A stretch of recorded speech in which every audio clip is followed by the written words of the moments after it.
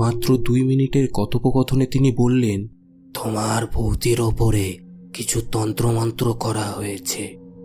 দ্রুত একটা পয়সা নিয়ে তার মাথা থেকে পা পর্যন্ত 3 বার ঘোরাও এবং সেটা কোনো কুয়ায় ফেলে দিও। এই কাজ যত দ্রুত সম্ভব করতে পারো করে ফেলো, আমাদের হাতে আর বেশি সময় নেই। আমি নিজে এসব ব্যাপারে একদম বিশ্বাস করতাম না, কিন্তু আমার একমাত্র দাদার মুখ দেখে বুক কেঁপে উঠছিল আমার।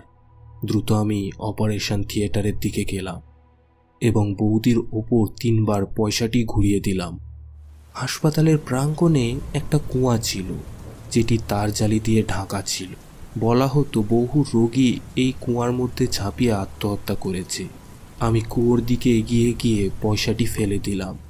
দ্রুত আমি আমার দাদার কাছে ফিরে গেলাম।